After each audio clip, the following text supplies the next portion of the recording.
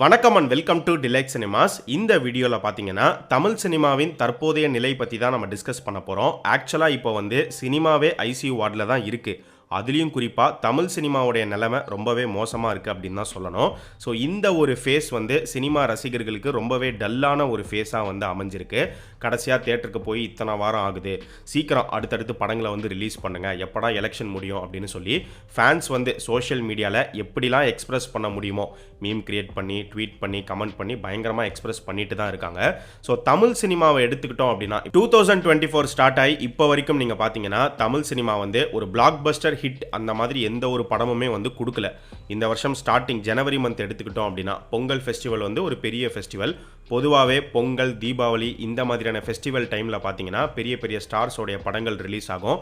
தேட்டரே பயங்கரமான ஒரு செலிப்ரேஷன் மோடில் இருக்கும். ஆனால் உண்மையை சொல்லணும் அப்படின்னா இந்த வருஷம் பொங்கல் ரிலீசஸ் எப்படி இருந்துச்சு அப்படின்னு பார்க்கும்போது ரொம்பவே சுமாரான ஒரு பொங்கலாக தான் இருந்தது. போன வருஷம் பொங்கலோட நீங்கள் கம்பேர் பண்ணி பார்த்தீங்கன்னா தெரியும், போன வருஷம் பொங்கல் பயங்கரமான ஒரு செலிப்ரேஷன் மோடில் இருந்தது. அதுக்கான காரணம் தளபதி இவங்க ரெண்டு பேருடைய படங்களும் ஒரே டைமில் ரிலீஸ் ஆச்சு. அவங்க நடித்த அந்த படங்கள் துணிவாக இருக்கட்டும், வாரிசாக இருக்கட்டும், அந்த படங்களுக்கு பெரிய எதிர்பார்ப்பு அப்படின்லாம் ஒன்றுமே இல்லை.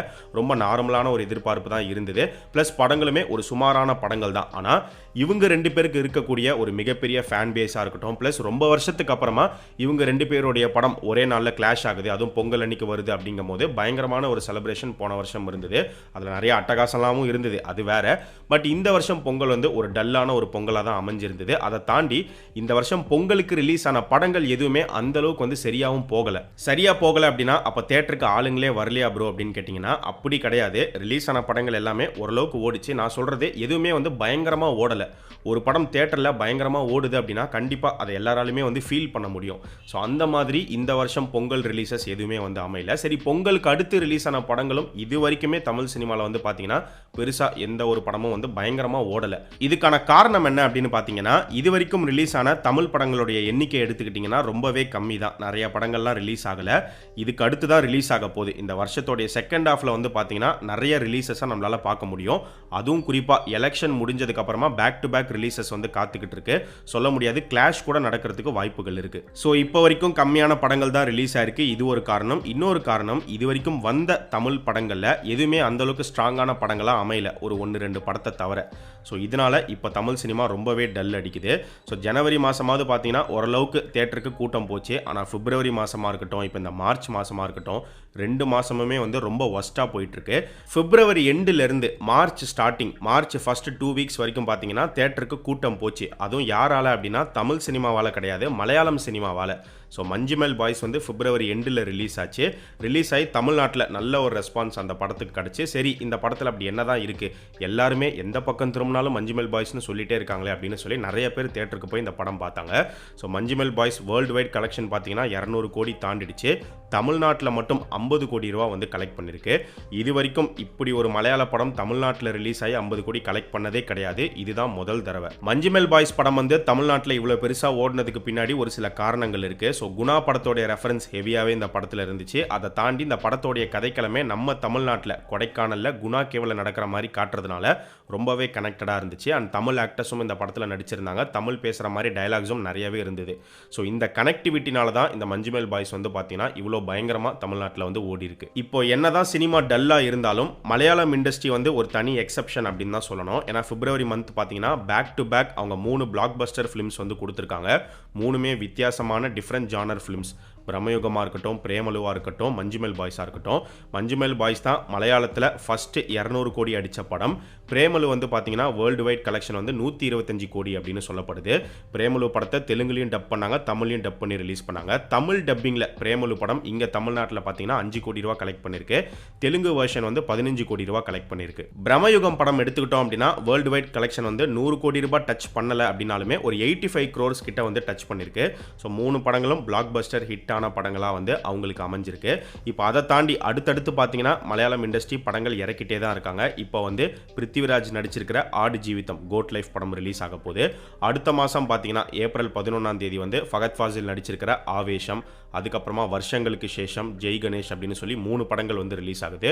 ஸோ மலையாளம் இண்டஸ்ட்ரி எடுத்துக்கிட்டோம் அப்படின்னா அவங்களுடைய சினிமா டல்லாக இருக்குது அப்படின்னு நம்மளால சொல்லவே முடியாது. அவங்க ஆன் ட்ராக்ல தான் இருக்காங்க. பட் அவங்களுடைய இண்டஸ்ட்ரியை தாண்டி நம்ம தமிழ் இண்டஸ்ட்ரியாக இருக்கட்டும், தெலுங்கு இண்டஸ்ட்ரியாக இருக்கட்டும், கன்னடமாக இருக்கட்டும், ஹிந்தியாக இருக்கட்டும், மீதி இருக்கக்கூடிய எல்லா இண்டஸ்ட்ரியுமே வந்து பார்த்தீங்கன்னா ரொம்ப டல்லாக தான் வந்து இருக்குது. இப்போ நீங்கள் தெலுங்கு எடுத்துக்கிட்டிங்கன்னா சங்கராந்தி ரிலீசஸ் ஒரு 4-5 படங்கள் வந்து ரிலீஸ் ஆச்சு. அதில் ஹனுமான் படம் வந்து நல்லா போயிருக்கு. ஆனால் ஹனுமானை தாண்டி ரிலீஸ் ஆன எந்த ஒரு படமும் பெருசாக சரியாக போகலை. இத்தனைக்கும் பெரிய பெரிய ஸ்டார்ஸ் படங்கள் சங்கராந்திக்கு ரிலீஸ் ஆச்சு. மகேஷ் பாபுடைய குண்டூர் காரம், வெங்கடேஷோடைய சைந்தவ், நாகார்ஜுனாவுடைய நாசாமி ரங்கா, இத்தனை படங்கள் வந்துமே எதுவும் சரியாக போகலை. சங்கராந்திக்கு அப்புறமா பார்த்தீங்கன்னா இப்போ வரைக்குமே தெலுங்கு இண்டஸ்ட்ரிக்கு ஒரு பெரிய ஹிட் ஃபிலிம் அப்படின்னு எதுவுமே அமையல. எல்லாமே ரிலீஸ் ஆன படங்கள் எல்லாமே ஃப்ளாப்பு, ஆவரேஜ் இப்படி தான் வந்து போயிருக்கு. கன்னட இண்டஸ்ட்ரி வந்து சுத்தம். ஹிந்திலுமே வந்து பார்த்தீங்கன்னா ஒன்றுமே இல்லை, ஒரே ஒரு படத்தை தவிர. ஜோதிகா, அஜய் தேவ்கன், மாதவன் இவங்கெல்லாம் நடித்து ரிலீஸ் ஆன ஷைத்தான் படம் வந்து தேட்டரில் ரிலீஸ் ஆகி நல்ல ஒரு வரவேற்பு கிடச்சிருக்கு. பட் அந்த படமும் வந்து பிளாக் பஸ்டர் அப்படின்னு சொல்ல முடியாது. பட் ஒரு நல்ல ஒரு ஹிட் ஃபிலிமாக அமைஞ்சிருக்கு. அந்த படம் வந்து ப்ராஃபிட் தான் கொடுத்துருக்கு. சரி, இப்போ சினிமா வந்து ஏன் இவ்வளோ டல்லாக இருக்குது அப்படின்னு பார்க்கும்போது, பொதுவாகவே ஒவ்வொரு வருஷமும் நீங்கள் நோட் பண்ணி பார்த்தீங்கன்னா ஒரு 2 மாதம் இல்லை அட்லீஸ்ட் ஒரு 3 மாதம், ஏதாவது ஒரு 2-3 மாதம் சினிமா எப்போவுமே டல்லாக தான் வந்து இருக்கும். பெரிய படங்கள் எதுவுமே வந்து ரிலீஸ் ஆகாது. சின்ன சின்ன படங்கள் ரிலீஸ் ஆகும். அதுவுமே வந்து பார்த்தீங்கன்னா நிறைய ரிலீஸ் ஆகாது. ஒரு டல் மூமெண்ட்டை வந்து ஒரு 2 மந்த்ஸ்க்கு நீங்கள் கண்டிப்பாக பார்க்கலாம். அதுவும் குறிப்பாக இந்த ஒரு பிப்ரவரியில் நீங்கள் நிறையாவே பார்க்கலாம். பட் ஆனால் ஏதோ ஒரு 2 மாதங்கள் வந்து டல்லாக தான் எப்போவுமே போகும். அந்த ஒரு டல்னஸ் இப்போ இருக்குது. அதை தாண்டி இன்னொரு பெரிய டல்னஸ்க்கான காரணம் என்ன அப்படின்னு பார்த்தீங்கன்னா, இப்போ எலெக்ஷன் வருது. இப்போ நீங்கள் எந்த பக்கம் திரும்பினாலும் 2 விஷயத்தை பற்றி தான் அதிகமாக பார்க்க முடியும். ஒன்று வந்து எலெக்ஷன் நியூஸை நிறையா நீங்கள் பார்க்கலாம். இன்னொரு பக்கம் பார்த்தீங்கன்னா இப்போ ஐபிஎல் நடந்துட்டு இருக்கிறதுனால ஐபிஎல் ஃபீவர் அப்படிங்கிறது இப்போ ஸ்டார்ட் ஆகி பயங்கரமாக போயிட்டுருக்கு. ஸோ இது 2த்தை பற்றின நியூஸ் தான் அதிகமாக வந்து சுற்றிக்கிட்டே இருக்குது. ஸோ இது 2மே எப்போ அடங்குதோ அதுக்கப்புறம் தான் சினிமா வந்து பார்த்தீங்கன்னா பயங்கரமாக டேக் ஆஃப் ஆகும்.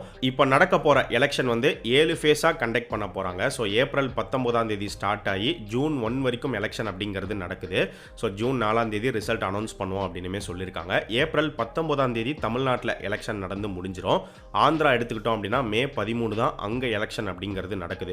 ஸோ அதனால ஜூனுக்கு அப்புறமா தான் மேஜர் மூவி ரிலீசஸ் வந்து நம்மளால் பார்க்க முடியும்.